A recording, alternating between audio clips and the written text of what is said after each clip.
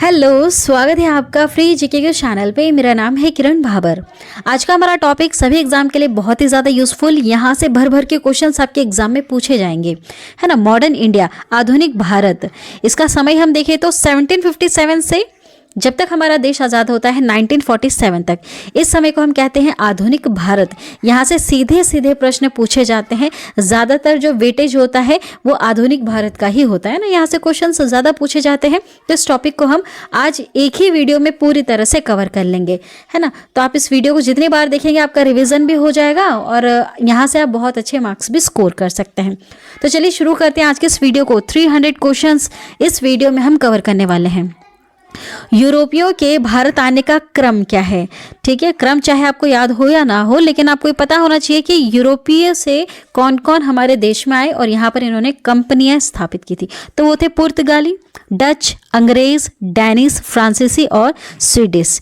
ठीक है, ये आए थे हमारे देश में। कंपनी यहाँ पर इन्होंने खोली थी।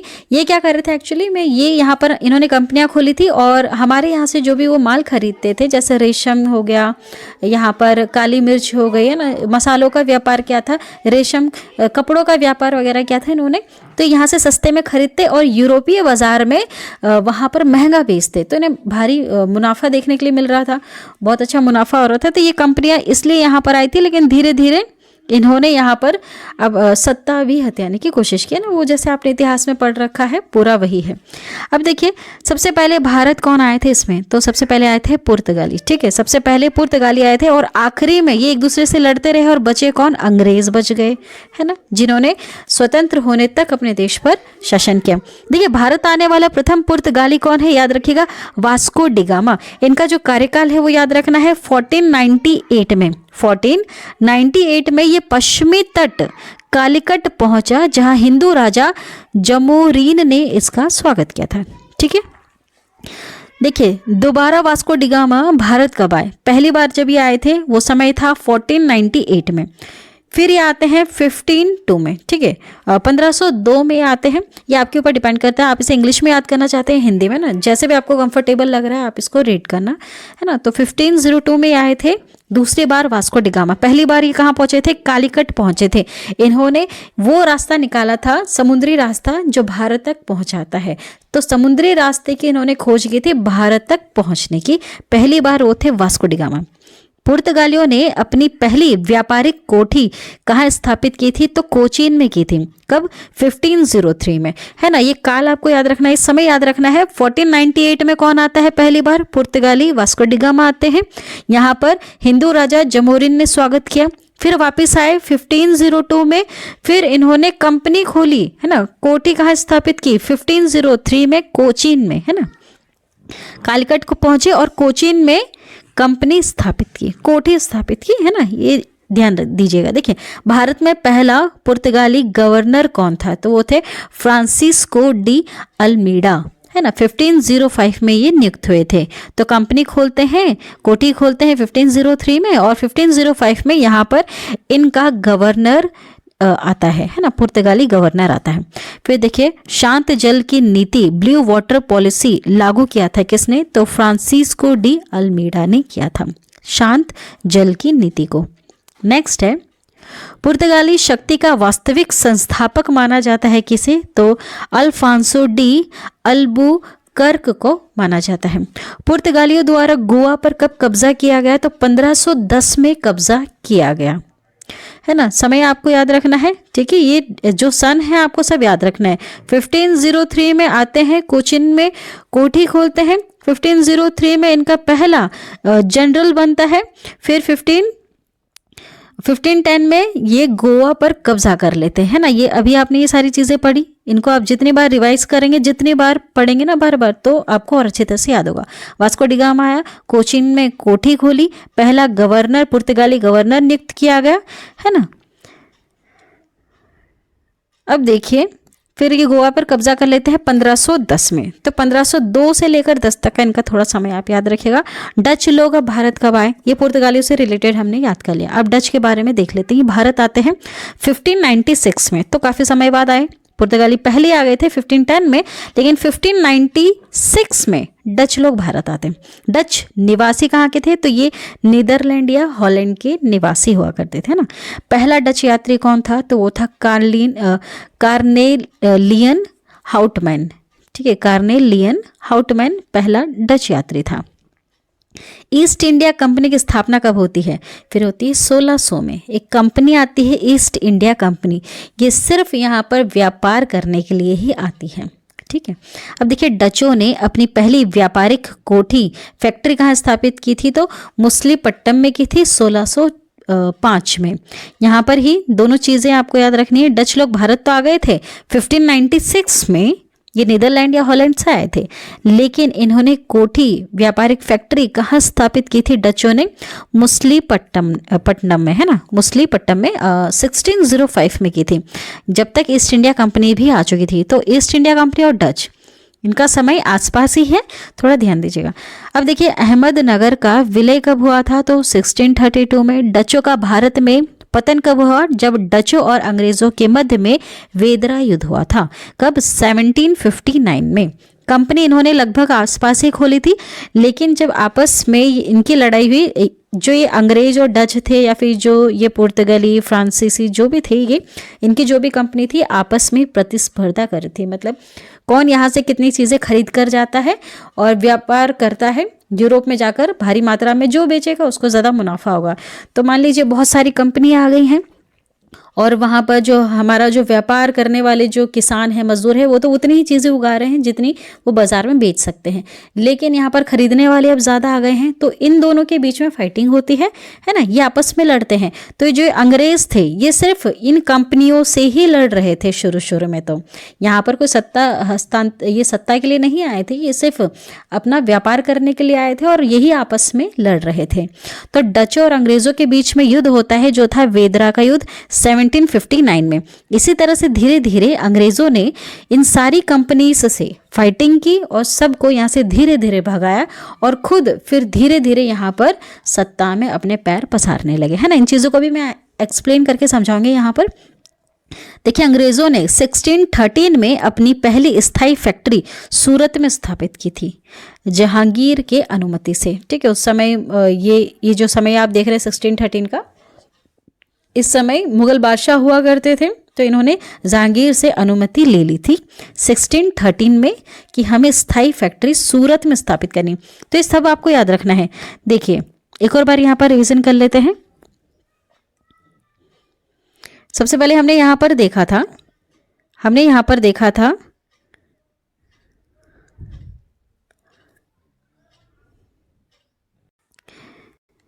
जो पुर्तगाली थे, इन्होंने कोचीन में अपनी कोठी स्थापित की थी। ठीक है, 1503 में। इनके बाद जो डच थे और ईस्ट इंडिया कंपनी थे, डच जो थी इन्होंने तो 1605 में मुसलीपट्टम में अपनी कोठी स्थापित की थी, लेकिन जो अंग्रेज थे इन्होंने कहाँ पर अपनी कोठी स्थापित की थी? तो इन्होंने जहांगीर की अनुमति से फैक्ट्री स्थापित की थी सूरत में, है ना। तो ये तीनों आपको याद रखना है। देखिए अंग्रेजी यूरोपीय शासनकाल में अफीम तथा शोरा उत्पादन के लिए प्रसिद्ध था बिहार। जब अंग्रेजी और यूरोपीय शासनकाल चल रहा था तो अफीम तथा शोरा के उत्पादन के लिए प्रसिद्ध बिहार हुआ करता था। भारत आने वाला प्रथम जहाज था रेड ड्रैगन। भारत में फ्रांसीसियों की प्रथम फैक्ट्री कहाँ स्थापित हुई थी? 1668 में सूरत में फ्रैंको कैरो द्वारा। ठीक है, तो सूरत में दो लोगों ने यहाँ पर फैक्ट्री स्थापित की थी। अंग्रेजों ने भी की थी 1613 में, है ना, अंग्रेजों ने सूरत में की थी और यही इनके साथ में फ्रांसीसियों ने भी स्थापित की थी सूरत में ही, है ना, 1668 में। प्रथम फ्रांसीसी गवर्नर कौन थे? तो वो थे डुप्ले। पांडिचेरी की स्थापना की थी 1674 में फ्रांसिस मार्टिन फ्रांसीसी ने।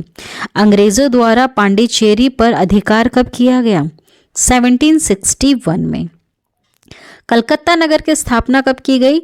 तो यह जॉब चारनॉक ने की थी 1619 में, है ना, 1690 में की थी कलकत्ता नगर की स्थापना। अब देखिए 3 कर्नाटक युद्ध कब हुए थे?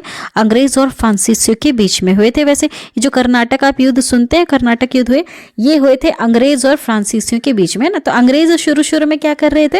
ये आपस में ही एक दूसरे के साथ लड़ रहे थे। जो कंपनी थी ये लड़ रही थी एक दूसरे के साथ। क्यों लड़ रही थी आपको मैंने बताया, ये व्यापार करने के लिए आए थे, है ना। तो ये अपना कब्जा जमाना चाहते थे बाजार में कि हम यहाँ से ज़्यादा चीज़ें खरीदेंगे सस्ते में और यूरोप में जाकर बेचेंगे महंगे में और फ़ायदा कमाएंगे, मुनाफा, है ना। तो कंपनियां ही आपस में लड़ने लग गई थी। तो अंग्रेज़ फ्रांसीसियों से लड़ रहे थे। प्रथम कर्नाटक युद्ध होता है 1746 से 48 तक चला, समाप्त होता है एक्सलो शॉपेल की संधि से। जब भी कभी युद्ध होता है तो संधि वगैरह होती है। संधि मतलब कि इन दोनों के बीच में कोई ऐसी सहमति बनती है किसी बात को लेकर के कि हाँ ठीक है अब आप ये करेंगे और हम ये करेंगे, है ना। इस तरह से संधि हो जाती थी। अब देखिए द्वितीय कर्नाटक युद्ध होता है फिर कब, देखिए 46 से 48 के बीच में होता ही है, फिर 1749 से 54 तक होता है, समाप्त होता है पांडिचेरी की संधि से। फिर तृतीय कर्नाटक युद्ध होता है 1758 से 63 तक, है ना। तो आप ये समय देख लीजिएगा, ये सब 17 के समय में हो रहा है। 1746 से 48, 1749 से 54, 1758 से 63 तक, समाप्त होता है पेरिस की संधि से। तो पहले होता है एक्सलो शॉपेल की संधि, फिर होता है पांडिचेरी की संधि, फिर होता है पेरिस की संधि, है ना। नेक्स्ट है हम्मुराबी शासक कहाँ का था, तो वो बेबीलोन का था। वॉन्डीवॉश का युद्ध किस किस के बीच में और फ्रांसीसी और अंग्रेज़ों के बीच में होता है 1760 में। ये आखिरी युद्ध होता है इनके बीच में, ठीक है। देखिए अंग्रेज़ और फ्रांसीसियों के बीच में कर्नाटक 3 युद्ध तो होते ही होते हैं, 1749, 1746, 49, 1758 में तो होता ही है। एक आखिरी युद्ध होता है वॉन्डीवॉश का युद्ध फ्रांसीसी और अंग्रेजों के बीच में 1760 में। वॉन्डीवॉश के युद्ध में आयरकोट के नेतृत्व में अंग्रेजी सेना ने हराया था फ्रांसीसियों को, है ना। अंग्रेज़ों ने फ्रांसीसी से पौंडीचेरी को छीन लिया था 1761 में। मतलब फ्रांसीसी जो पौंडीचेरी पर अपना अधिकार जमाया करते थे, यहाँ पर व्यापार कर रहे थे, तो इनसे छीन लेते हैं अंग्रेज़ 1761 में।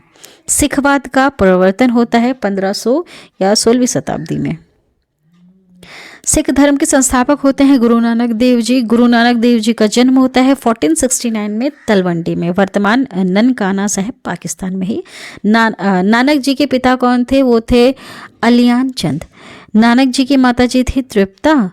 संगत धर्मशाला और पंगत लंगर की स्थापना किसने की थी, तो वो थे गुरु नानक देव जी। गुरु नानक देव जी की मृत्यु होती है 1539 में करतारपुर पाकिस्तान में जो है। गुरु नानक देव जी का उत्तराधिकारी हुए थे गुरु अंगद। गुरुमुखी लिपि के ये जनक कहलाते हैं गुरु अंगद, है ना। नेक्स्ट देखिएगा, अकबर ने 500 बीघा जमीन किसे दी थी, तो सिखों के चौथे गुरु रामदास को दी थी। आदि ग्रंथ की रचना की है गुरु अर्जुन देव जी ने। खुद को सच्चा बादशाह किसने कहा था, तो श्री गुरु अर्जुन देव जी ने। श्री हरमिंदर साहिब स्वर्ण मंदिर जो है अमृतसर में, इसको बनवाया किसने था, तो श्री गुरु अर्जुन देव जी ने बनवाया था, ठीक है। स्वर्ण मंदिर की नींव रखी थी साईं मियां मीर ने। गुरु अर्जुन देव को मृत्युदंड दिया था जहांगीर ने। श्री अकाल तख्त साहिब की स्थापना की थी श्री गुरु हरगोबिंद साहिब जी ने, है ना।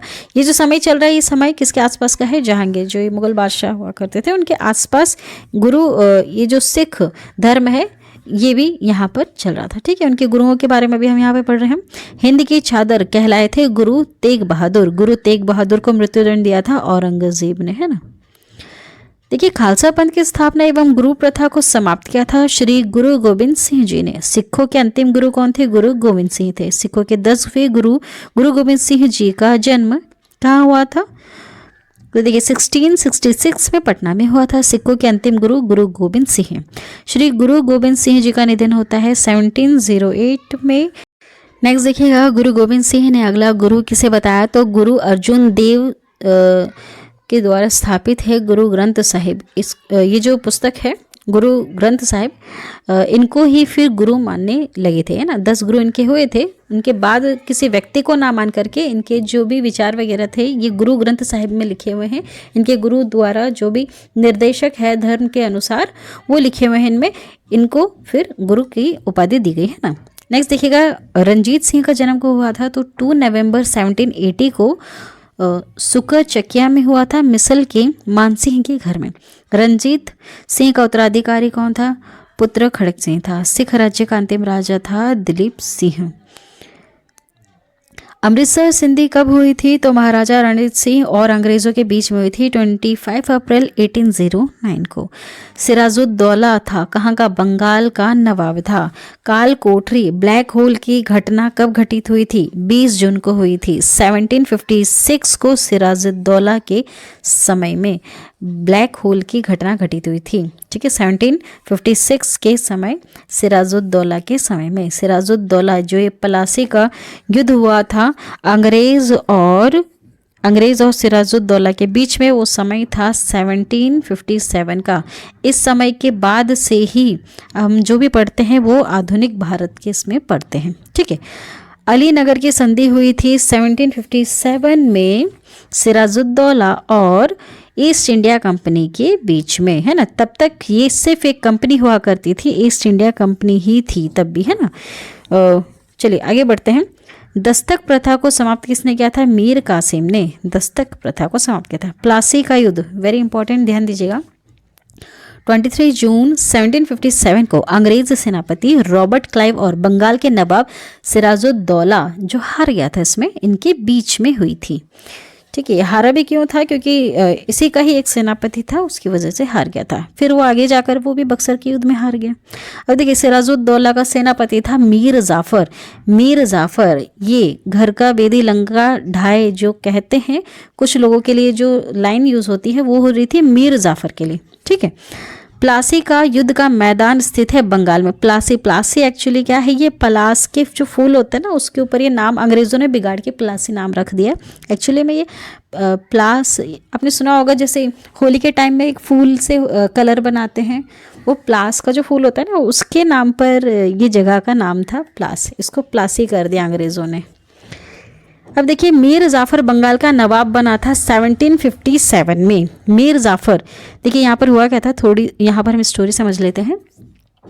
प्लासी का युद्ध हुआ था 1757 में। एक्चुअली क्यों हुआ था? ये जो ईस्ट इंडिया कंपनी थी, इसे कहा गया था कि अगर आप यहाँ पर कंपनी स्थापित कर रहे हैं तो आपको कर देना होगा वहाँ के नवाब को, है ना। तो ये नवाब कौन थे? सिराजुद्दौला थे।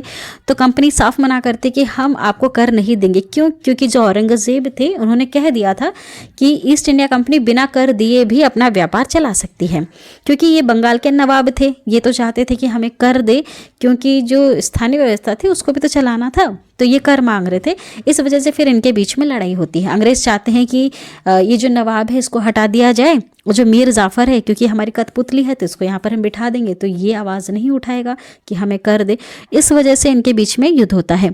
तो सिराजुद्दौला किसकी वजह से हार जाता है? मीर जाफर की वजह से। क्यों? क्योंकि अंग्रेज इसको कहते हैं कि फिर तुझे नवाब बना देंगे अगर सिराजुद्दौला को हरा देगा तो, है ना। प्लासी युद्ध का मैदान कहाँ? बंगाल में है। मीर जाफर बंगाल का नवाब बनता है फिर 1757 में, है ना। सिराजुद्दौला हार जाता है, फिर मीर जाफर को बनाया जाता है। बंगाल की राजधानी को मुर्शिदाबाद से मुंगेर स्थानांतरित किया जाता है मीर कासिम के द्वारा। बक्सर का युद्ध, फिर देखिए, मीर जाफर जब 1757 में बंगाल का नवाब बनता है तो अंग्रेज और मीर कासिम, सिराजुद्दौला व शाह आलम द्वितीय मुगल शासक के बीच में अंग्रेज विजयी होते हैं। फिर वापस यहाँ पर इनके बीच में युद्ध होता है।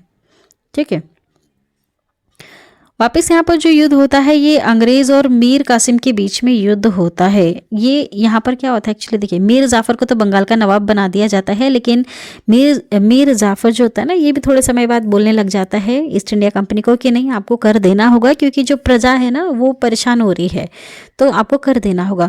तो वापस अंग्रेज क्या करते हैं? मीर जाफर को हटा देते हैं, फिर मीर कासिम को ले आते हैं कि मीर कासिम तुम वापस तुम्हें अब हम बनाएंगे मीर जाफर की जगह पर बंगाल का नवाब बना देंगे। ठीक है, तो ये करते भी ऐसा है, मीर कासिम को लेकर आ जाते हैं, मीर जाफर को हटा देते हैं, फिर वापस ये युद्ध होता है इनके बीच में, फिर वापस से मीर जाफर को भी बना देते हैं। इसके लिए थोड़ा सा आप इतिहास पढ़ना, समझ में आ जाएगा ना, स्टोरी है।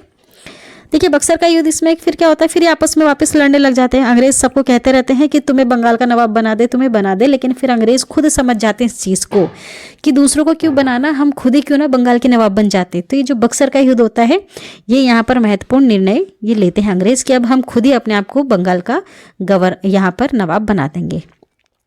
तो अंग्रेज, मीर कासिम, सिराजुद्दौला, शाह आलम द्वितीय मुगल शासक जो था, इनके बीच में युद्ध होता है और अंग्रेज जीत जाते हैं।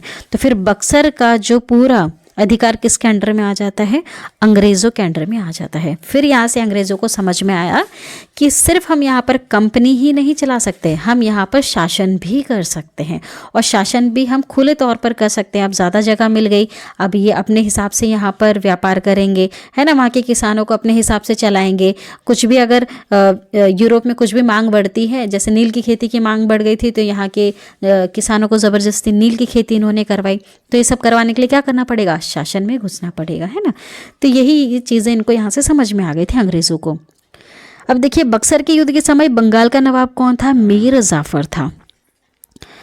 बक्सर के जो युद्ध हुआ था ये 22 अक्टूबर 1764 में अंग्रेज़ों का सेनापति था मेजर हेक्टर मुनरो, इसके समय में हुआ था। ये भी आपको याद रखना है कि उस समय अंग्रेज़ों का सेनापति कौन था।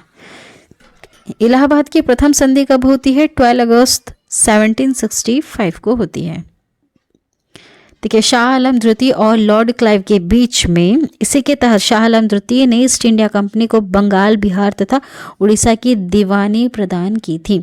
दीवानी प्रदान की थी मतलब कि अब ये वहाँ पर कर इकट्ठा कर सकता है, इस तरह से। अब देखिए, इलाहाबाद की द्वितीय संधि हुई थी लॉर्ड क्लाइव और सिराजुद्दौला के बीच में। भारत में अंग्रेजी राज्य का संस्थापक कहा जाता है क्लाइव को। अब देखिए, बंगाल में द्विध शासन की स्थापना होती है 1765 में लॉर्ड क्लाइव के द्वारा 1765 से 72 तक। मतलब कि ये द्वैध शासन क्या है कि मतलब एक ही जगह पर दो तरह के शासन चल रहे हैं। मतलब शासक तो ही वहाँ पर, जैसे मीर कासिम, मीर जफ़र तो थे ही वहाँ पर, लेकिन साथ में जो ये ईस्ट इंडिया कंपनी थी ये भी इनडायरेक्टली तरीके से शासन कर रही थी। मतलब जो महत्वपूर्ण कार्य थे, जैसे पुलिस रखना या कर इकट्ठा करना, ये महत्वपूर्ण कार्य किसके अंडर में थे? अंग्रेज़ों के, वो जो कंपनी थी उसके अंडर में था। लेकिन सिर्फ वहाँ पर एक कठपुतली की तरह शासन करना और प्रजा को देखना, ये कार्य किसका था? वहाँ के जो नवाब थे उसका काम था। तो दो तरह के वहाँ पर काम चल रहे थे। ज़्यादा पावर किसके हाथ में थी? कंपनी के हाथ में थी, और ऐसे ही कहने के लिए पावर किसके हाथ में थी? वहाँ के शासक के हाथ में थी। तो ये होता है द्वैध शासन।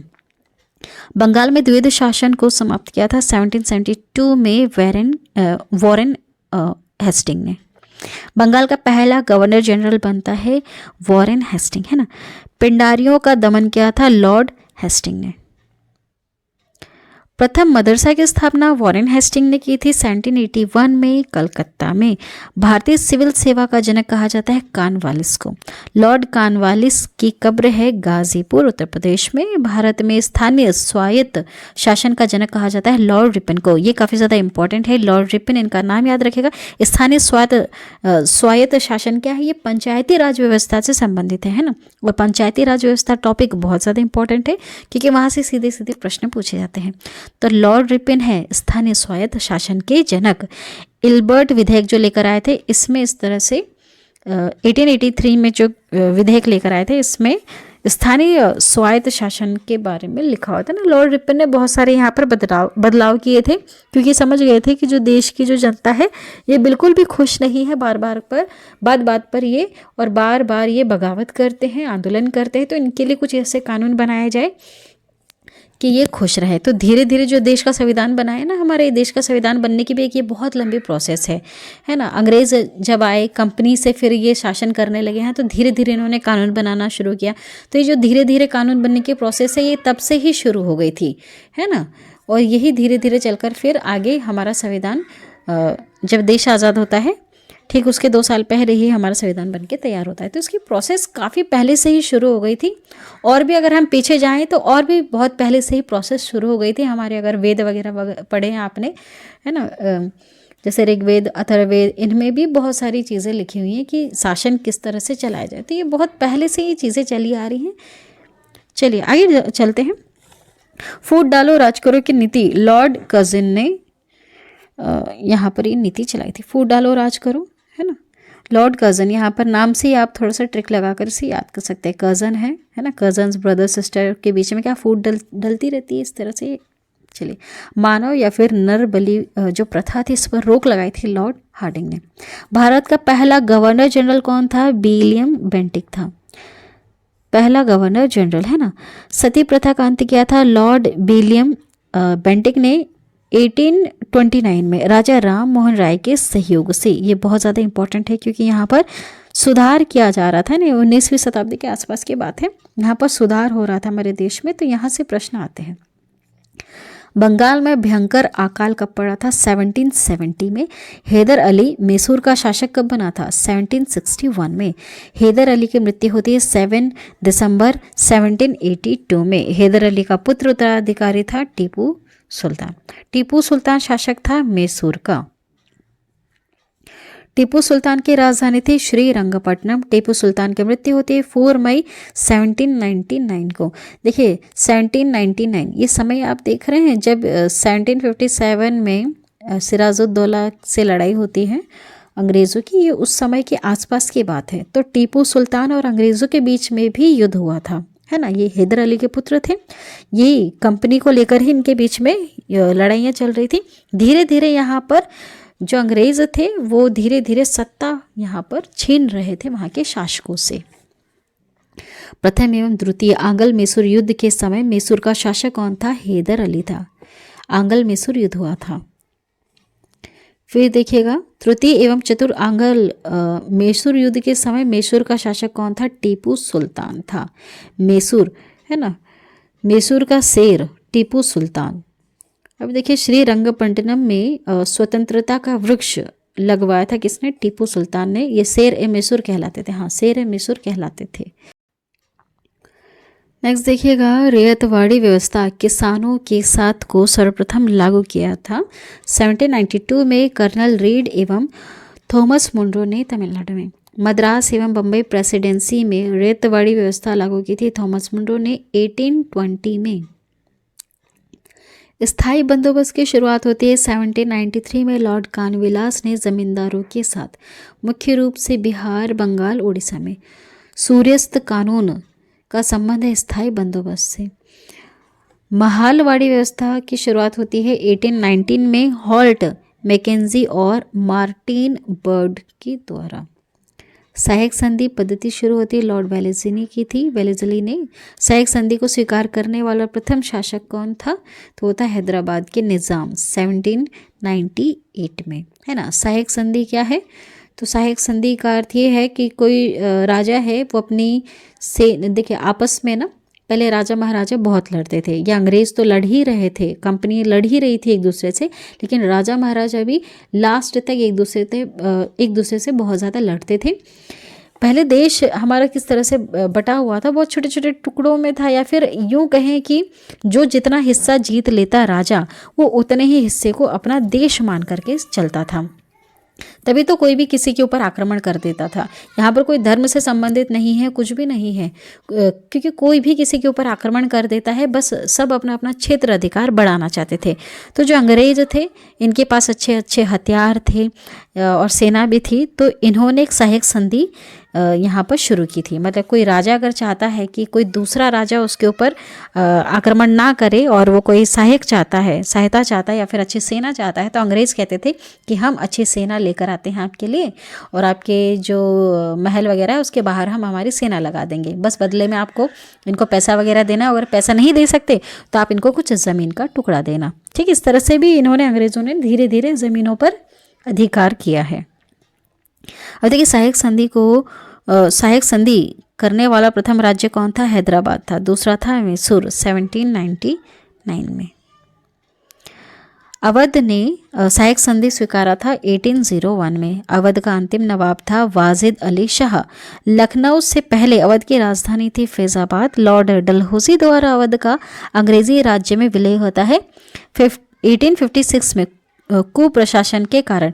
मतलब यहाँ पर क्या होता है, अंग्रेज़ वैसे तो बहुत सारे राज्यों का अपने आप में मिला ही रहे थे, सहायक संधि जैसे चीज़ों से वो मिला रहे थे, मतलब अपनी सेना बाहर खड़ी कर देते थे, है ना, और बहुत सारे तरीके उन्होंने अपना रखे थे। तो यहाँ पर एक अजीब सा तरीका इन्होंने अपनाया था। अवध का जो राजा था, नवाब जो था वाजिद अली शाह, इनका ये कहना था अंग्रेज़ों का कि जो अवध का नवाब है वाजिद अली शाह, ये उनकी प्रजा जो है खुश नहीं है, तो और वहाँ का शासन प्रशासन ये अच्छे से नहीं चला रहे हैं, तो इस तरह से इन्होंने उस राज्य को अंग्रेज़ों ने अपने में मिला लिया। ठीक है, तो ये अंग्रेजी राज्य में अवध को इस तरह से विलय कर लेते हैं ज़बरदस्ती कि तुम तो वहाँ का शासन ही ठीक से नहीं चला रहे। तो देखिए क्या रीज़न देते हैं कि कुप्रशासन चल रहा है वहाँ पे, इसलिए हम अब इस राज्य को अपने राज्य में मिला लेते हैं। 1856 में देखिए सहायक संधि स्वीकार करने वाला पहला मराठा सरदार था पेशवा बाजीराव द्वितीय 1802 में। बेसिन की संधि हुई थी 1802 ईस्वी में। अंग्रेज़ों का सिंध पर विजय हुआ था 1843 में लॉर्ड एलन बैरो के समय में। विधवा पुनर्विवाह अधिनियम क्रियान्वित लागू किया गया था लॉर्ड कैनिंग के शासनकाल में 1856 में। मतलब यहाँ पर और भी चीज़ें चल ही रही थी साथ में। देखिए अंग्रेज़ धीरे धीरे वहाँ पर जो शासन जो कर रहे थे राजा वगैरह, उनके राज्यों को अपने राज्य में मिला भी रहे थे, साथ में यहाँ पर सुधार भी कर रहे थे कुछ ना कुछ। ठीक है, साथ में यहाँ पर धीरे धीरे सामाजिक सुधार भी हो रहा था। जो सामाजिक सुधार हो रहा था ये 19वीं और 20वीं सदी के आसपास सुधार देखने के लिए मिला है। तो ये जो सुधार हो रहे थे, जैसे विधवा पुनर्विवाह हो गया, सती प्रथा का अंत हो गया, तो यहाँ से भी प्रश्न आते हैं। देखिए 1 नवंबर 1858 को महारानी विक्टोरिया का घोषणा पत्र को पढ़कर सुनाया था लॉर्ड कैनिंग ने। भारत का ये प्रथम वायसराय था इलाहाबाद में, है ना। मतलब लॉर्ड डलहौजी के बाद कौन बने थे? लॉर्ड कैनिंग बने थे। क्या हुआ था 1857 में? आपको पता है, देश का पहला स्वतंत्रता संग्राम हुआ था 1857 में, है ना। बहुत सारे पढ़ा होगा वैसे आपने इतिहास में, रानी लक्ष्मीबाई जी का नाम आपने पढ़ा है ना, दिल्ली में। और बहुत सारे यहाँ पर नेताओं ने, मंगल पांडे इनका नाम पढ़ा है। तो यहाँ पूरा डिटेल में मैं नहीं बताऊंगी क्या हुआ था 1857 में। तो जो 1857 में जो पहला स्वतंत्रता संग्राम हुआ था, उसके बाद क्या था, जो फिर 1858 में क्या होता है, महारानी विक्टोरिया के अंडर में, मतलब क्राउन के अंडर में ये पूरी चीज़ें चली जाती हैं। मतलब ब्रिटिश ईस्ट इंडिया कंपनी को हटा दिया जाता है, भंग कर दिया जाता है एक तरह से, क्योंकि अब यहाँ पर ये व्यापार तो कर ही रहे थे, साथ ही साथ में क्या कर रहे थे, शासन भी चला रहे थे। तो अब पूरी तरह से किसके हाथ में कंट्रोल चला जाता है? महारानी विक्टोरिया के हाथ में कंट्रोल चला जाता है। ठीक है, वैसे जो ईस्ट इंडिया कंपनी आई थी ना देश में, ये आई भी इसी की ही परमिशन से थी। ये परमिशन क्या ली थी इन्होंने, ईस्ट इंडिया कंपनी ने, कि महारानी हमको परमिशन दीजिए कि हम वहाँ भारत देश में जाएंगे या फिर हम कुछ देशों में जाएंगे और वहाँ पर हमारी कंपनी व्यापार करेगी। तो परमिशन लेने का मोटिव यह था कि और भी अंग्रेज़ यहाँ पर आकर के कंपनी नहीं स्थापित करेंगे। ये जो ईस्ट इंडिया कंपनी जा रही है, यही बस वहाँ पर व्यापार करेगी। बस इसी रीज़न से ये यहाँ पर आए थे। तो ये परमिशन लेकर ही आए थे ताकि इनकी खुद की कंपनी के साथ कंपटीशन ना चले। लेकिन इनको पता चला कि यहाँ तो पहले से फ्रांसीसी है, डच है ना, पुर्तगाली है, पहले से इनकी यहाँ पर कंपनी है, तो फिर ये इनसे लड़ने लगे थे। चलिए फिर क्या होता है, धीरे धीरे जब ये कंपनी यहाँ पर राज्यों को हड़पने लग जाते हैं, तो महारानी विक्टोरिया इनके अंडर में चीज़ें चली जाती है। बाद में जब बहुत बड़ा विद्रोह होता है, पहला स्वतंत्रता संग्राम होता है ना 1857 में, तो फिर महारानी विक्टोरिया के हाथ में सीधे पावर चली जाती है। मतलब फिर ये अपने देश पर शासन करने लग जाते हैं। ठीक है, अब देखिए महारानी विक्टोरिया भारत की साम्राज्ञी घोषित होती है। मतलब हाँ वही, यहाँ अब ये महारानी बन जाती है हमारे देश की। कब? 1857 में। क्यों? क्योंकि ठीक है 1 साल पहले 1857 में बहुत बड़ा विद्रोह होता है अंग्रेज़ों के खिलाफ, है ना। वाटरलू बेल्जियम का युद्ध होता है 18 जून 1815 में। सुगोली की संधि होती है 1816 में। लॉर्ड मेकाले संबंधित है अंग्रेजी शिक्षा से, है ना। तो अंग्रेजी शिक्षा से संबंधित है लॉर्ड मेकाले। भारत में अंग्रेजी शिक्षा प्रारंभ होती है 1835 में मेकाले की अनुशंसा पर लॉर्ड बेंटिंग के समय में। अच्छा, अंग्रेजी शिक्षा शुरुआत क्यों की गई थी? क्योंकि पहले जो हमारे देश में भी इतनी सारी चीज़ें घटित हो रही थी उस समय कि अंग्रेज़ भी खुद परेशान हो गए थे कि इस देश को गुलाम बनाने का जो मेन कारण जो यहाँ पर इनको नज़र आ रहा था, ये था कि जो निचले तबके के जो लोग थे उनको शिक्षा का ही अधिकार नहीं था। अब सोचो, जिसे शिक्षा का अधिकार नहीं है उसे तो आराम से गुलाम बनाया ही जा सकता है ना।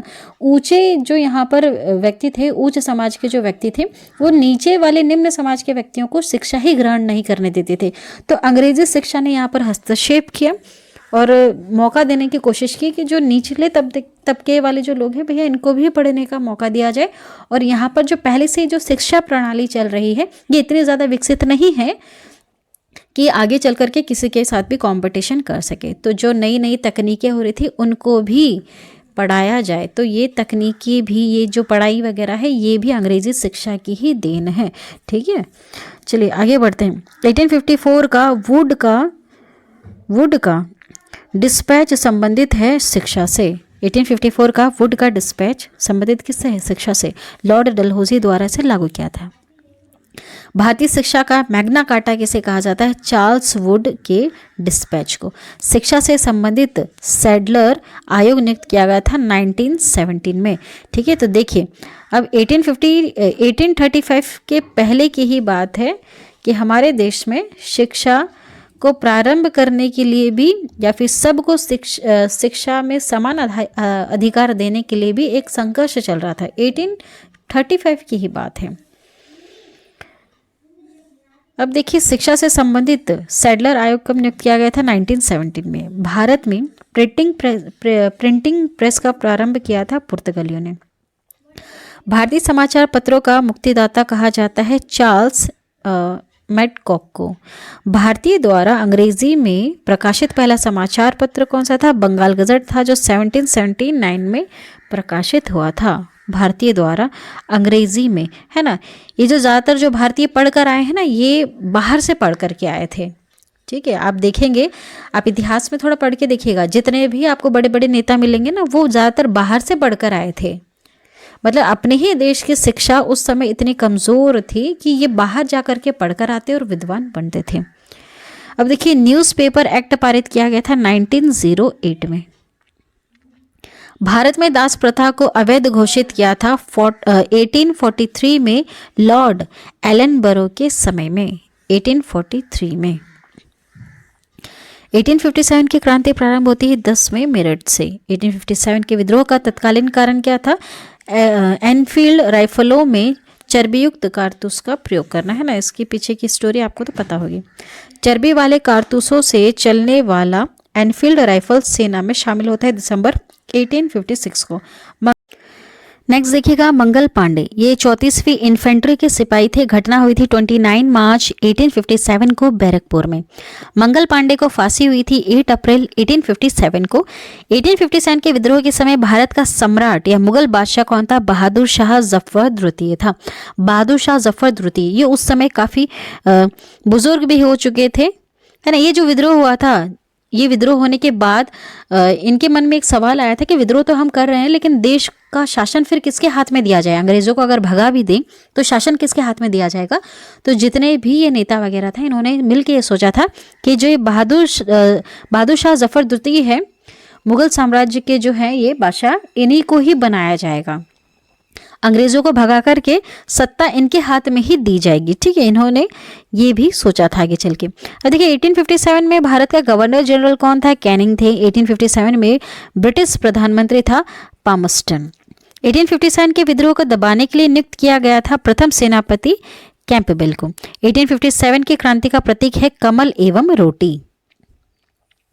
1857 के विद्रोह को भारत का प्रथम स्वतंत्रता संग्राम किसने कहा था? वी.डी. सावरकर ने। अभिनव भारत गुप्त सभा का गठन किया था डी.वी. सावरकर ने। कब? 1904 में नासिक में। 1857 के विद्रोह को सैनिक विद्रोह की संज्ञा दी थी लॉरेंस एवं सीले ने। 1857 के विद्रोह को राष्ट्रीय विद्रोह की संज्ञा किसने दी थी? डिज़रेली ने। 1857 का जो विद्रोह हुआ था, इसमें धर्मांधों ने ईसाइयों के विरुद्ध युद्ध किसने कहा था? तो वो कहा था L.E.R. रीस ने। 1857 के विद्रोह को हिंदू मुस्लिम षड्यंत्र कहा था किसने? जेम्स आउटस्ट्रम एवं W. टेलर ने कहा था। 1857 का विद्रोह न तो प्रथम, न राष्ट्रीय, न ही स्वतंत्रता कोई संग्राम था, ऐसा किसने कहा था? R.C. मजूमदार ने कहा था। 1857 के विद्रोह को बर्बरता एवं सभ्यता के बीच का युद्ध किसने कहा था? T.R. होम्स ने। दिल्ली में 1857 के विद्रोह का नेतृत्व किसने किया था? बहादुर शाह द्वितीय ने किया था। ठीक है, यहाँ से बहुत सारे प्रश्न बनते हैं। जैसे दिल्ली का नेतृत्व किया था बहादुर शाह जफर ने, कानपुर का नाना साहेब ने, लखनऊ का क्या था? बेगम हजरत महल ने, इलाहाबाद से क्या था? लियाकत अली ने, और झांसी से महारानी लक्ष्मीबाई जो थी, और जगदीशपुर से किसने किया था नेतृत्व? कुंवर सिंह ने।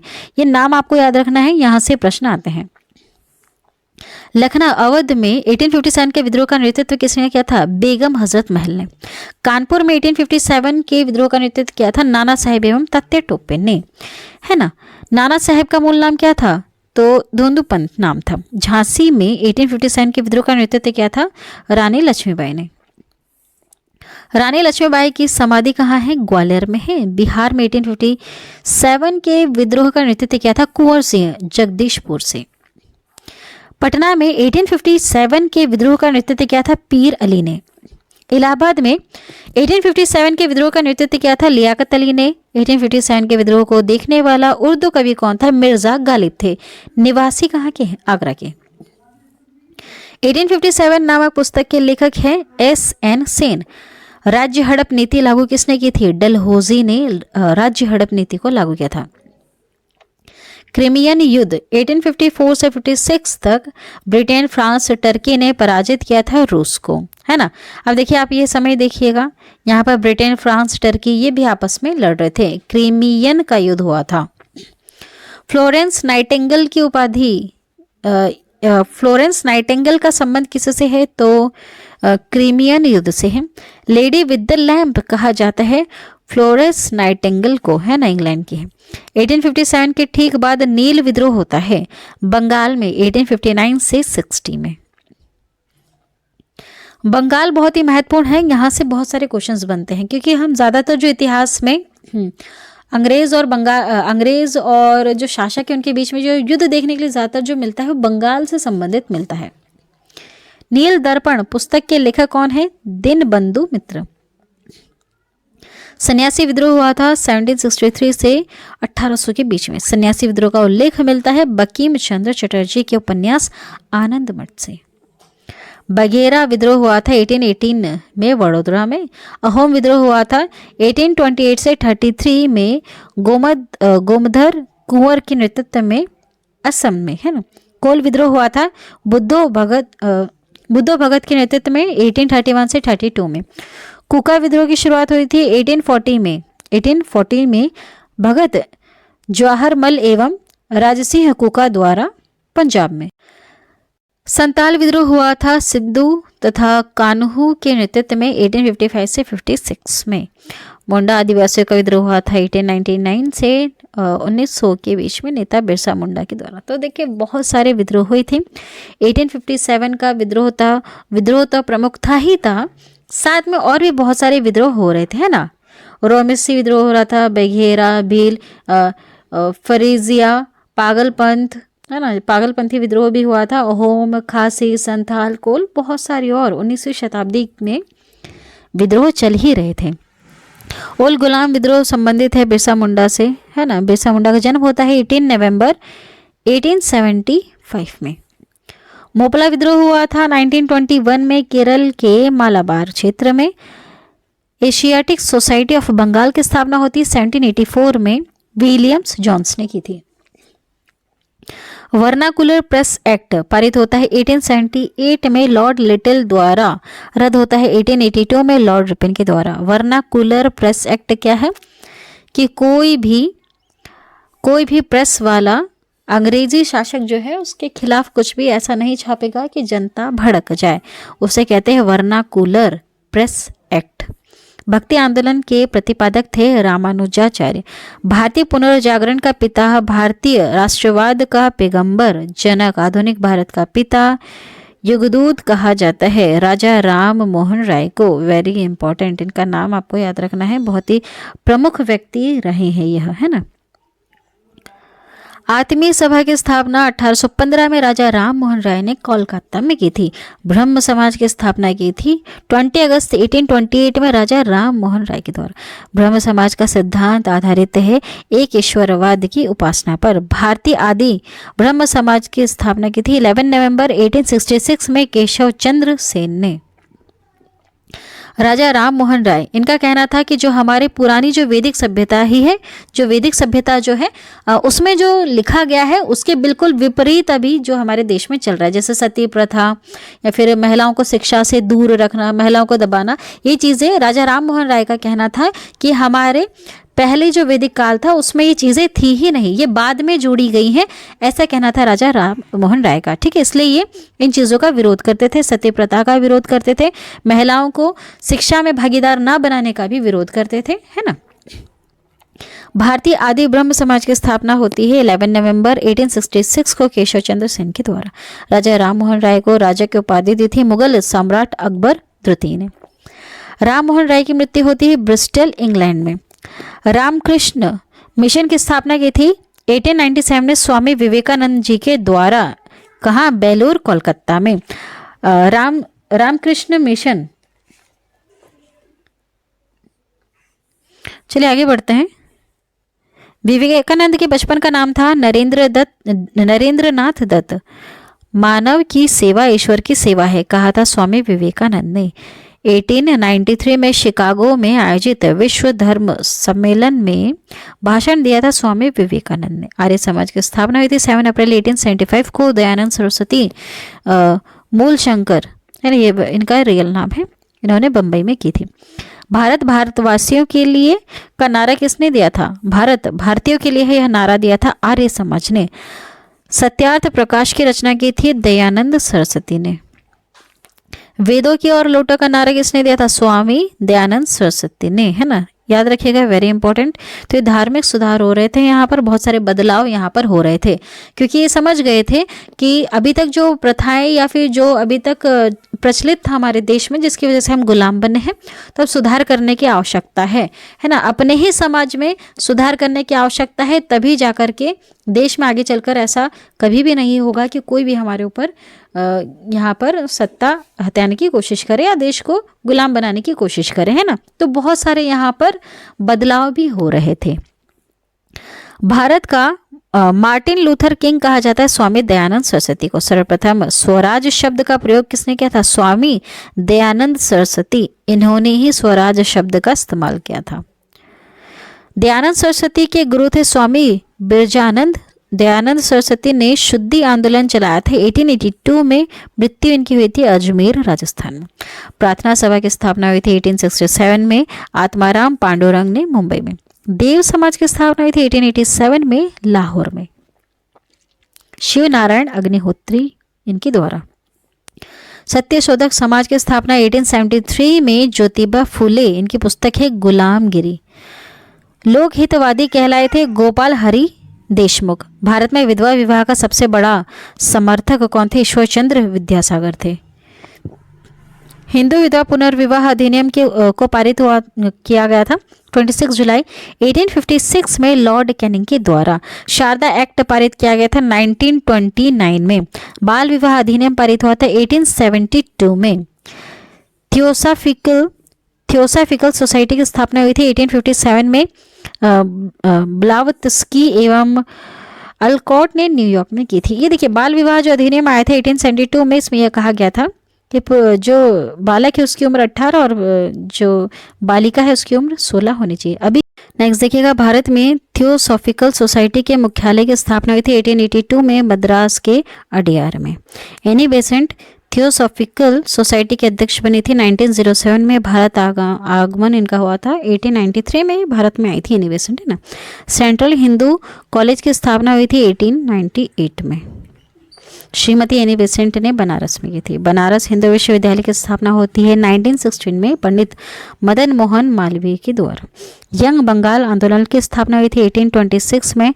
हेनरी विवियन डेरोजियो ने, ये शिक्षक थे पेशे से। आधुनिक भारत के प्रथम राष्ट्रवादी कवि कौन थे? Henry Vivian Derozio. बहावी आंदोलन हुआ था सैयद अहमद बरेलवी के नेतृत्व में 1863 से 60 के बीच में। बहावी आंदोलन का मुख्य केंद्र था पटना। अलीगढ़ आंदोलन के प्रवर्तक थे सैयद अहमद खां। भारत संघ इंडियन एसोसिएशन की स्थापना हुई थी 26 जुलाई 1876 को सुरेंद्र नाथ बनर्जी इनके द्वारा, है ना। सुरेंद्र नाथ बनर्जी को भारतीय सिविल सर्विसेज से हटाया गया था 1874 में ब्रिटिश के द्वारा। बिना ताज के बादशाह कहलाए हैं Surendra Nath Banerjee. Servant of India society Bharat Sevak Samaj की स्थापना होती है 1905 में गोपाल कृष्ण गोखले के द्वारा। कांग्रेस की स्थापना 28 दिसंबर 1885 को ए.ओ. ह्यूम ने लॉर्ड डफरिन के शासनकाल में की थी। हर्मिट ऑफ शिमला कहा था ए.ओ. ह्यूम को स्कॉटलैंड वासी ने। देखिए, कांग्रेस के पहले अध्यक्ष बनते हैं W.C. बनर्जी। कांग्रेस के प्रथम अधिवेशन की अध्यक्षता की थी W.C. बनर्जी ने। महासचिव ए.ओ. ह्यूम। कांग्रेस के प्रथम अधिवेशन मुंबई में हुआ था, 1885 में भाग लिया था, है ना। देखिए 72 प्रतिनिधियों ने इसमें भाग लिया था। 72 प्रतिनिधि मतलब ये देखिए, ये जो अखिल भारतीय संगठन के तहत बना है कांग्रेस, है ना। मतलब कांग्रेस क्यों बना था? ताकि पूरे देश का प्रतिनिधित्व ये कर सके, है ना। ऐसा एक संगठन बनाया जाए जो पूरे देश की तरफ से बनाया जाए और अंग्रेज़ों को बताया जाए, पूरे देश की जो भी समस्या है ये अंग्रेज़ों को बताने के लिए कांग्रेस पार्टी बनी थी। इस तरह से इसका गठन हुआ था। तो 72 प्रतिनिधि थे इसमें उस समय। कांग्रेस नाम सुझाव किसने दिया था? दादा भाई नौरोजी ने। भारतीय राष्ट्रीय कांग्रेस का इतिहास लिखा किसने? पट्टाभी सीतारामैया ने। कांग्रेस के दूसरे अधिवेशन कलकत्ता 1886 की अध्यक्षता की थी दादा भाई नौरोजी ने। धन निष्कासन का सिद्धांत दिया था दादा भाई नौरोजी ने। ग्रैंड ओल्ड मैन इन्होंने 1867 में। दादा भाई नौरोजी ने पहली बार स्वराज की मांग की थी 1906 में कलकत्ता अधिवेशन में। कांग्रेस में फूट पड़ी थी सूरत अधिवेशन में 1907 में, है ना। अध्यक्षता जब कर रहे थे रास बिहारी घोष। कांग्रेस पुनः एक हो गया था लखनऊ अधिवेशन में 1916 में। अध्यक्ष जब थे अंबिका चरण मजूमदार। कांग्रेस विभाजन के समय भारत का वाइसराय हुआ करता था लॉर्ड मिंटो द्वितीय। कांग्रेस के प्रथम अंग्रेज अध्यक्ष थे जॉर्ज यूले। प्रथम मुस्लिम अध्यक्ष थे बदरुद्दीन तैयबजी। कांग्रेस का 27वां अधिवेशन 1912 में बांकीपुर बिहार में हुआ था। इसके अध्यक्ष थे R.N. मुधोलकर, है ना। स्वराज हमारा जन्म सिद्ध अधिकार है, इससे मैं लेकर रहूँगा, ऐसा कहा था बाल गंगाधर तिलक ने। लखनऊ अधिवेशन हुआ था 1916 में। बाल गंगाधर तिलक को भारतीय अशांति का जनक कहा था किसने? वैलेंटाइन शिरोल ने। कांग्रेस की प्रथम महिला अध्यक्ष बनी थी एनी बेसेंट बनी थी ना, कलकत्ता अधिवेशन में। कब? 1917 में। सबसे कम उम्र में कांग्रेस के अध्यक्ष कौन बने थे? मौलाना अबुल कलाम आजाद 1923 में। कांग्रेस की प्रथम महिला अध्यक्ष कौन बनी थी? सरोजनी नायडू बनी थी कानपुर अधिवेशन में 1925 में। सदस्य हेतु खादी वस्त्र अनिवार्य किया था किसने? ये कब किया गया था? जो भी सदस्य है वो खादी वस्त्र पहनेगा, यह अनिवार्य कर दिया गया था गुवाहाटी अधिवेशन में 1926 में। कांग्रेस का एकमात्र अधिवेशन जिसकी अध्यक्षता महात्मा गांधी जी ने की थी, बेलगांव अधिवेशन 1924 में। पूर्ण स्वराज प्रस्तावित हुआ था 1929 के लाहौर अधिवेशन में। अध्यक्ष थे जवाहरलाल नेहरू। ठीक है, तो 1929 में पूर्ण स्वराज की मांग की गई थी। तारीख थी 26 जनवरी। ठीक है, इसलिए 26 जनवरी का दिन चुना गया। 26 जनवरी 1950 को देश गणतंत्र देश घोषित किया गया। देखिए, गांव में पहला अधिवेशन हुआ है फैजपुर अधिवेशन 1937 में। अध्यक्षता की थी नेहरू जी ने। 1938 के कांग्रेस के हरिपुर अधिवेशन की अध्यक्षता किसने की थी? सुभाष चंद्र बोस ने। 1939 में सुभाष चंद्र बोस के त्यागपत्र देने के बाद कांग्रेस के अध्यक्ष बने थे डॉक्टर राजेंद्र प्रसाद। पहली बार पाकिस्तान की मांग होती है 1940 के लाहौर अधिवेशन में। अध्यक्ष थे जिन्ना। अच्छा, यहाँ पर सुभाष चंद्र बोस जी ने क्यों त्याग पत्र दिया था, इसके पीछे भी एक छोटी सी स्टोरी है, आप जरूर पढ़िएगा। पाकिस्तान शब्द के जन्मदाता जनक कौन है? चौधरी रहमत अली, है ना। चौधरी रहमत अली ने पहली बार पाकिस्तान शब्द गढ़ा था। पाकिस्तान के प्रथम प्रधानमंत्री लियाकत अली। बांटो और छोड़ो का नारा मुस्लिम लीग ने दिया था कराची अधिवेशन में 1943 में ना, बांटो और छोड़ो। अनुशीलन समिति की स्थापना हुई थी 1902 में पी मित्रा एवं पुलीन दास द्वारा बंगाल में। अनुशीलन समिति का उद्देश्य था खून के बदले खून। अनुशीलन समिति का क्रांतिकारी संगठन के रूप में पुनर्गठन होता है 1907 में बारेंद्र घोष एवं भूपेंद्र नाथ दत्त के द्वारा कलकत्ता में। इंडियन होम रूल सोसाइटी की स्थापना हुई थी 1905 में। श्यामजी कृष्ण वर्मा ने लंदन में की थी। मुजफ्फर बम कांड में किंग्सफोर्ड की हत्या का प्रयास किया था 1908 में खुदीराम बोस तथा प्रफुल्ल चाकी के द्वारा। खुदीराम बोस को फांसी हुई थी 11 अगस्त 1908 में। हिंदुस्तान रिपब्लिक एसोसिएशन की स्थापना होती है 1924 में का ये है ना हुई थी।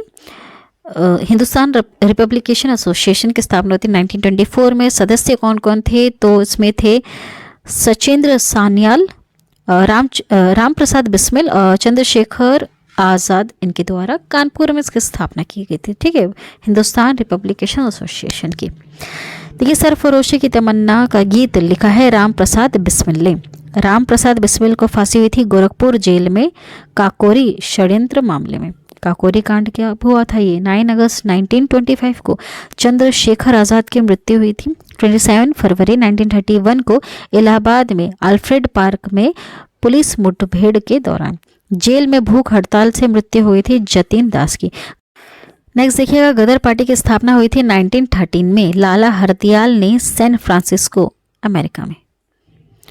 अब देखिए, भारतीय क्रांति की मां कहा गया है भिकाजी रुस्तम कामा को। जन्म हुआ था 24 सितंबर 1861 में। भारतीय तिरंगा फहराने वाली प्रथम महिला है भिकाजी कामा। कब? 1907 में, स्टुटगार्ट, जर्मनी में। नेहरू एक राष्ट्रभक्त है जबकि जिन्ना एक राजनीतिज्ञ है, यह कहा था मोहम्मद इकबाल ने। आमार सोनार बांग्ला, बांग्लादेश का राष्ट्रगीत को लिखा है रविंद्रनाथ टैगोर ने, है ना, इन्होंने ही लिखा है। बंग भंग की घोषणा हुई थी 19 जुलाई 1905 को। बंग भंग के बाद शुरू हुआ स्वदेशी आंदोलन। स्वदेशी आंदोलन की घोषणा 7 अगस्त 1905 को। बंगाल विभाजन होता है 1905 में लॉर्ड कजन के द्वारा। प्रभावी होता है 16 अक्टूबर 1905 में। तो यहाँ से मुसलमानों को समझ में आ गया था, बंगाल विभाजन जो हुआ था, यहाँ से फिर मुस्लिम लीग की स्थापना होती है। ठीक है, यहीं से ही देश को अलग करने की नींव यहीं से ही गाड़ देते हैं अंग्रेज, है ना। लॉर्ड कर्जन ने बंगाल विभाजन जो किया था यहीं से, फिर मुस्लिम लीग की स्थापना हो जाती है। सलीमुल्लाह खान ने 1906 में प्रथम अध्यक्ष थे इसके, आगा खां, है ना। बंगाल विभाजन रद्द किया जाता है फिर 1911 में लॉर्ड हार्डिंग द्वारा। पार्लियामेंट सुधार बिल पारित होता है 1909 में। दिल्ली को राजधानी बनाने की घोषणा होती है 1911 में। भारत की राजधानी कोलकाता से दिल्ली हस्तांतरण कब होता है? 1912 में, लॉर्ड हार्डिंग द्वितीय के समय में। गेटवे ऑफ इंडिया का निर्माण होता है 1911 में, ध्यान दीजिएगा। इंडिया गेट का निर्माण होता है 1921 में। प्रिंस ऑफ वेल्स का भारत आगमन होता है 1921 में। जापानी जहाज कामागाटा मारू को किराए पर लिया था बाबा गुरुदत्त सिंह ने 1914 में। होम रूल लीग की स्थापना होती है 1916 में। 28 अप्रैल को तिलक ने पुणे में तथा 3 सितंबर को एनी बेसेंट ने अडियार में। Akhil Bharatiya home rule league की स्थापना श्रीमती एनी बेसेंट ने की थी। गांधी जी अफ्रीका कब गए थे? तो ये 1893 में सेठ अब्दुल्ला के निमंत्रण पर मुकदमा लड़ने के लिए अफ्रीका गए थे। गांधी जी भारत लौटे थे 9 जनवरी 1915 को। प्रवासी भारतीय दिवस इसलिए मनाते हैं 9 जनवरी को क्योंकि भारत लौटे थे। गांधी जी को अंग्रेजी सरकार ने केसर-ए-हिंद उपाधि से सम्मानित किया था 1915 में, है ना। केसर-ए-हिंद की उपाधि 1915 में दी थी। महात्मा गांधी ने साबरमती आश्रम की स्थापना की थी 1916 में, अहमदाबाद, गुजरात में। गांधी जी ने फिनिक्स आश्रम की स्थापना की थी 1904 में, डबरन, दक्षिण अफ्रीका में। गांधी जी द्वारा नारा करो या मरो के राजनीतिक गुरु कौन थे? गोपाल कृष्ण गोखले। गांधी जी को अर्धनंगा फकीर कहा था विंस्टन चर्चिल, ब्रिटेन के प्रधानमंत्री हुआ करते थे, इन्होंने कहा था अर्धनंगा फकीर। भर्ती करने वाला सर्जेंट कहलाए गांधी जी। महात्मा गांधी को सर्वप्रथम राष्ट्रपिता कहा था सुभाष चंद्र बोस ने रंगून रेडियो से। गांधी जी को महात्मा गांधी की उपाधि दी थी रविंद्रनाथ टैगोर ने चंपारण सत्याग्रह के दौरान। ठीक है, महात्मा की उपाधि दी थी रविंद्रनाथ टैगोर ने। गांधी जी ने सत्याग्रह का प्रथम प्रयोग किया था दक्षिण अफ्रीका में 1906 में। भारत में गांधी जी का प्रथम सत्याग्रह होता है चंपारण सत्याग्रह 1917 में। नील की खेती के तिनकठिया प्रणाली के विरोध में होता है। ठीक है, तिनकठिया चंपारण प्रथा थी। किसानों द्वारा 3/20 भाग पर नील की खेती करना, ये एक प्रथा हुआ करती थी, इसके विरोध में वहाँ गए थे गांधी जी, है ना। गांधी जी को चंपारण बिहार आने के लिए प्रेरित किसने किया था? राजकुमार शुक्ल ने। रॉलेट एक्ट काला कानून पारित होता है 1919 में लॉर्ड चैम्सफोर्ड के समय में। बिना वकील, बिना अपील, बिना दलील का कानून था यह रॉलेट एक्ट। मतलब किसी को भी कभी भी जेल में डाल सकते थे। 13 अप्रैल 1919 को जलियांवाला बाग में शांति सभा आयोजित की जा रही थी है ना। ये रॉलेट एक्ट जो आया था ना, इसी के खिलाफ बहुत सारी रैलियां भी चल रही थी उस समय, है ना।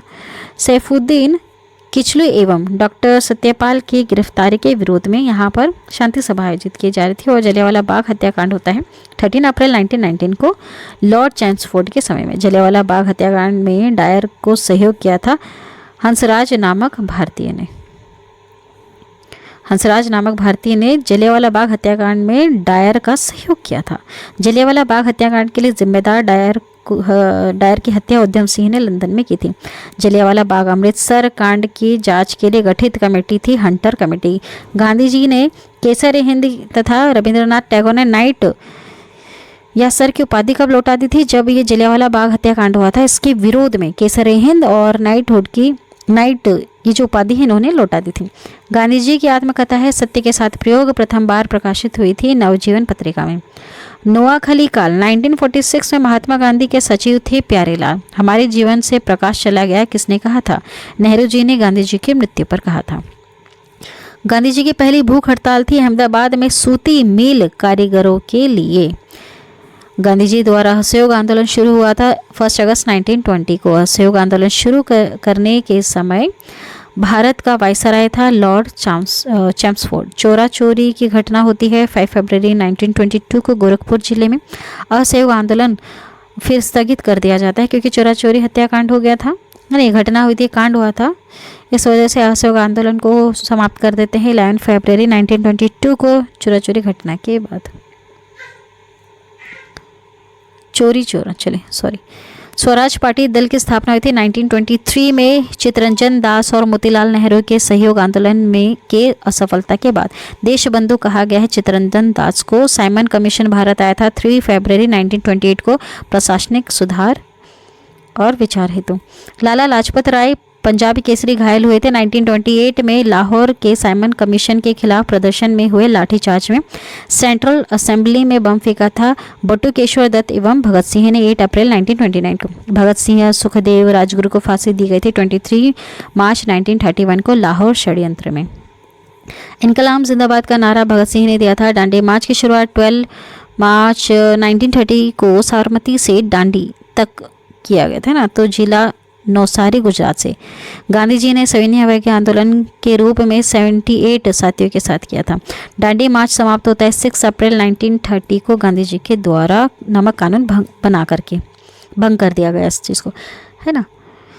हरिजन सेवक संघ की स्थापना होती है 1932 में। गांधी जी ने इसकी स्थापना की थी। अध्यक्ष थे घनश्याम दास बिड़ला।